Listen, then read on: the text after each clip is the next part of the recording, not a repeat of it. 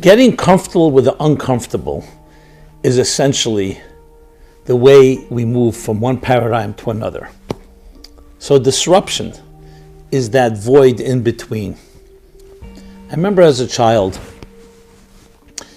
during the summer, we were in a bungalow colony. I was a decent swimmer, but I was learning how to dive. So I stood on the diving board and I said, what's the big thing? Let me dive in. I couldn't bring myself to dive.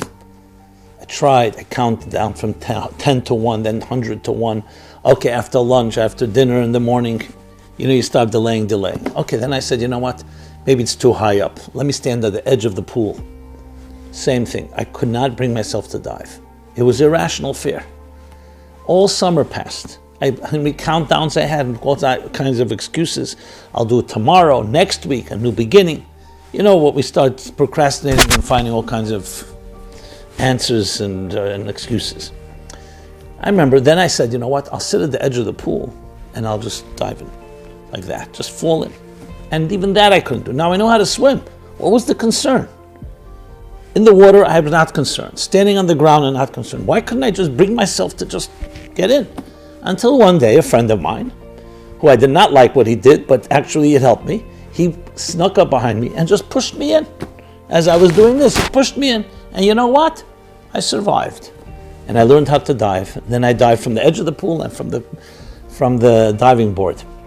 And I always thought to myself, what was the concern? As I said, I was comfortable in the water. I was comfortable on the ground. Then I realized it was that moment, that split second where I was not on the ground and not in the water. That unknown is very, very disconcerting, very challenging, unnerving, and we don't know what to do with it. And that was the fear. Not being in the water and not on the ground. The void in between is always extremely frightening because we have no bearings, coordinates. What do we rely on? Our schedules, our plans. Who do we rely on? So the unknown can become a frightening reality, or it could become an awareness that if you do it right, you can navigate. And from it to learn to become a different type of human being, a different person. Learn more about yourself. Not even a new person, new discoveries about things that were always there. New discoveries about life, about the human condition, about our interactions. That is the bittul that happens in times like this. It's a rare opportunity. It's one that we don't want, but it's the one that gives us the biggest insight into life.